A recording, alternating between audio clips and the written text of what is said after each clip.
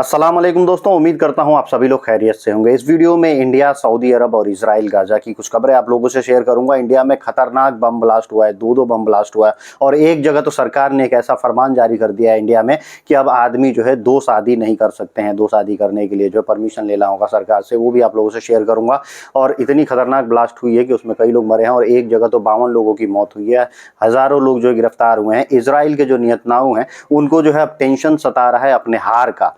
वो भी उन्होंने खुद जो है दुनिया के सामने अपनी बात रखी है उसने, वो भी मैं आप लोगों से शेयर करूंगा। तो चलिए वीडियो की शुरुआत करने से पहले आप लोगों से गुजारिश करता हूं, अगर आप लोग मेरे चैनल पर नए हैं तो चैनल को सब्सक्राइब करके ऑल नोटिफिकेशन ऑन कर लीजिए। फेसबुक इंस्टाग्राम पे अभी तक फॉलो नहीं किया तो आप मुझे फॉलो कर सकते हैं। आपके कुछ भी कंसर्न, डाउट ट्रैवलिंग के रिगार्डिंग रहे, वीजा टिकट के रिगार्डिंग रहे, खास करके गल्फ कंट्री से, तो आप मुझसे जुड़ सकते हैं, पूछ सकते हैं। सबसे पहले जो आप लोगों से एक खबर शेयर करना चाहूँगा, काफ़ी दुखदाई खबर है जो कि केरला से आ रही है। केरला के एर्नाकुलम में जो है एक कन्वेंशन हॉल था जिसमें यहूदी लोगों की कुछ मीटिंग चल रही थी। उस कन्वेंशन हॉल में जो है दो ब्लास्ट हुए हैं। उसमें अभी तक खबर ये आई है कि एक औरत की उसमें जो है मौत हो गई है और 50 लोग जो है उसमें घायल है। घायलों को जो है अस्पताल में भर्ती कराया गया है। गवर्नमेंट जो है एनआईए की टीम को जो है केरला भेज चुकी है और उसके जांच किए जा रहे हैं कि आखिर क्या हुआ है। अभी तक किसी आतंकी संगठन ने इसका मतलब ये नहीं लिया कि हमने ब्लास्ट किया है, लेकिन जो है एक चीज़ जो है अब ये काफ़ी कंट्रोवर्शियल होने वाला है, क्योंकि अभी एक कल के दिन में जो है केरला में एक बहुत ही बड़ा सभा हुआ था फिलिस्तीन के सपोर्ट में।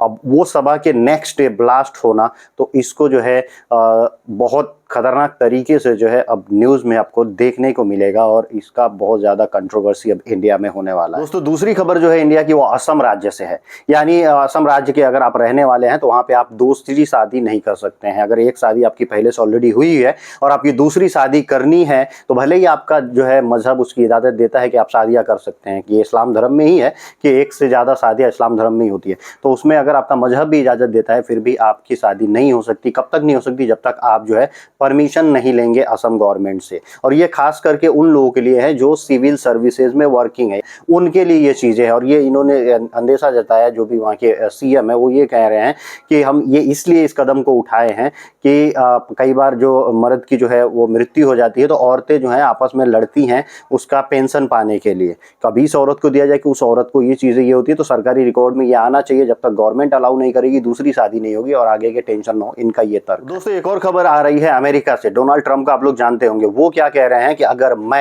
अगर डोनाल्ड ट्रंप जो है प्रेसिडेंट बनते हैं अमेरिका के आने वाले इलेक्शन में, तो वो मुस्लिमों को एंट्री बैन कर देंगे। यानी मुस्लिम लोगों को वीज़ा ही नहीं देंगे, अमेरिका में उनकी एंट्री बैन हो जाएगी। और ये बात जो है डोनाल्ड ट्रंप ने कहा है। यहूदियों का एक जो है जमावड़ा था, वहाँ पे मीटिंग चल रही थी, उसमें ये भी इन्वाइटेड थे। वहाँ पे ये भाषण देते हुए यहूदियों के सामने ये बात रखे हैं कि ये जो इजराइल और फिलिस्तीन का लफड़ा चल रहा है, इसकी वजह से कि हम यहूदियों की सिंपैथी पा सकें और उनका वोट जो है हमको मिल सके, इसके वजह से ये करेंगे हम मुस्लिमों को बैन कर देंगे अमेरिका आने। एक और खबर है वो भी अमेरिका के। आपको मालूम है एलन मस्क जो कि ट्विटर के, यानी अभी जो एक्स है, इसके मालिक हैं, फाउंडर तो नहीं थे लेकिन अभी इन्होंने खरीद लिया तो मालिक हो गए। अब ये इन्होंने एक ये किया कि वहाँ पे जो गाजा स्ट्रिप है वहाँ पे पूरा इंटरनेट की फैसिलिटी वगैरह बंद हो गई थी। इतना खतरनाक जो है ब्लास्ट हुआ। हालांकि अभी जो है इंटरनेट फैसिलिटी वहाँ पे शुरू हो चुकी है। इन्होंने कहा है कि मैं जो है स्टारलिंक इनका इंटरनेट प्रोवाइडर, सर्विस प्रोवाइडर एक ये है, वो बोले हैं कि हम इसकी पूरी सर्विसेज गाजा स्ट्रिप में देंगे और जो राहत सामग्री जा रही है उसके साथ हम स्टारलिंक भी भेजेंगे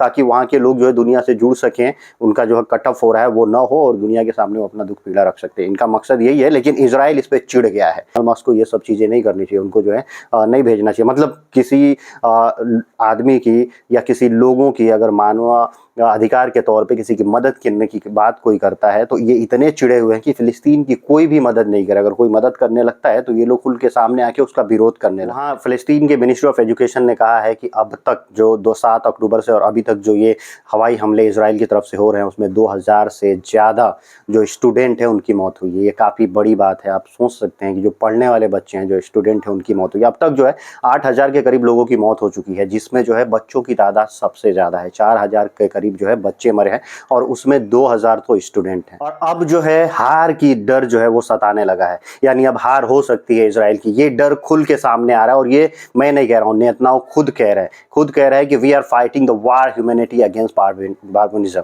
मतलब हम बर्बरता के सामने जो है ह्यूमैनिटी की लड़ाई लड़ रहे हैं, ये इसका कहना है। ये भाई जो 70-75 सालों से ये लोग जो है फिलिस्तीनियों का खून बहा रहे हैं, तब ह्यूमैनिटी इनको नहीं समझ में आई। और अभी भी फिलिस्तीनी लोगों की जो 8000 से ज़्यादा लोग मरे हैं उसको ये मार चुके चुका है और ये बोला कि हम यूनिटी की लड़ाई लड़ रहे हैं। और ये बोला कि हम यूनिटी की लड़ाई लड़ रहे हैं, इसमें हम अपने जो अरब दोस्त हैं और पूरी दुनिया के जो देश हैं, हम उन सब से आग्रह करते हैं कि इस में जो है हमारी जीत में हमारा सहयोग करें, नहीं तो अगर हम हार जाएंगे तो दूसरा ट्रम्प जो है दूसरी बारी इन लोगों की होगी, यानी दूसरी बारी अरब लोगों की होगी, यानी फिलिस्तीनियन जो है वो अरब लोगों को मार देंगे, फिलिस्तीनियन पूरी दुनिया के लिए खतरा बन जाएंगे। ये इस आदमी का कहना है। ये कितना खतरनाक आदमी है और कैसे लोगों की ये सिंपैथी गेन करने के लिए किस तरह की बातें कर रहा है। और एक इसने खुल के भी बात कर दिया कि इसके जो दोस्त हैं वो अरब कंट्रीज़ में भी हैं। इतनी खतरनाक सिचुएशन जो है गाजा स्ट्रिप में चल रही है, लेकिन सऊदी अरब के रियाद में रियाद सीजन मनाया जा रहा है। सलमान खान गए वहाँ पे और भी बहुत दुनिया के सेलिब्रिटी बुलाए जा रहे हैं, वहाँ सेलिब्रेशन चल रहा है और उनको मुसलमानों के दर्द की नहीं पड़ी है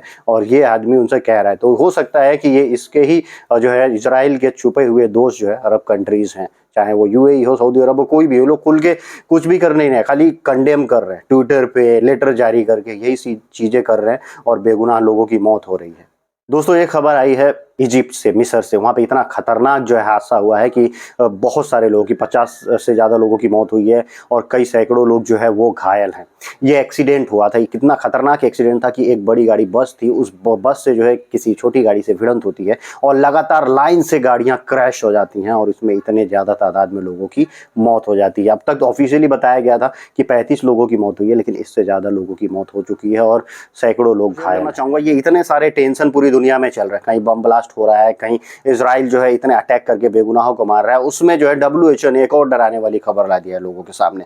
WHO के जो चीफ हैं वर्ल्ड हेल्थ ऑर्गेनाइजेशन के, वो ये कह रहे हैं, जो उसके डायरेक्टर हैं, कि दुनिया को प्रिपेयर होना चाहिए एक खतरनाक इमरजेंसी के लिए। एक खतरनाक पेंडेमिक जो कोरोना से भी ज़्यादा खतरनाक है वो आने वाला है। अब ये क्या सीन है, क्या है, कैसे कैसे दुनिया में लोग जो है एक ही बार या तो दुनिया ही खत्म हो जाए वर्ल्ड वार हो गए, या एक से एक जो ये स्कैम जो चल रहे हैं ना, ये एक तरह का स्कैम है। वार भी होते हैं, वो भी कई तरह के स्कैम ही होते हैं, क्योंकि वार नहीं करेंगे तो हथियार नहीं बिकेंगे, हथियार यूज ही नहीं होंगे तो बिकेंगे कहाँ, कोई यूज करने वाला नहीं रहेगा। वैसे ही मेडिसिन का है, मेडिसिन जब लोग बीमार नहीं पड़ेंगे तो मेडिसिन कहाँ से मतलब यूज होगा, कहाँ से इन लोगों का प्रॉफिट होगा। तो ये चीज़ें चल रही हैं, इसके पीछे बहुत सारे काले सच है जो लोगों के सामने कई लोग लेके आते रहते हैं कि किस तरह से जो है जो मेडिकल माफिया हैं वो अपना चलाते हैं और बोलते हैं भैया ये पैंडेमिक है। कोरोना को भी इतना खतरनाक पैंडेमिक करके और पूरी दुनिया को तबाह कर दिया गया, अब उससे खतरनाक आने की चिंता व्यक्त की जा रही है। अल्लाह खैर। दोस्तों पूरे अरब कंट्रीज जो है, जो GCC कंट्रीज हैं, उसमें एक सर्वे हुआ और सर्वे में बताया गया कि सबसे ज़्यादा मोटे लोग कहाँ हैं, यानी सबसे ज़्यादा फैटी लोग कहाँ हैं।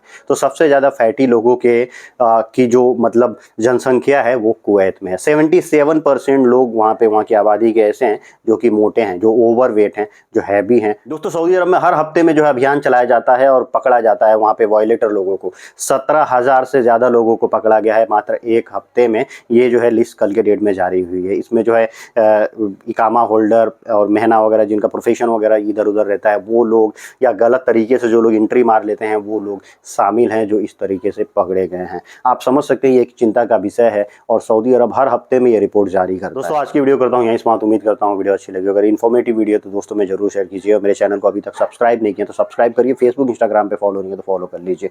Thank you guys, thank you for watching.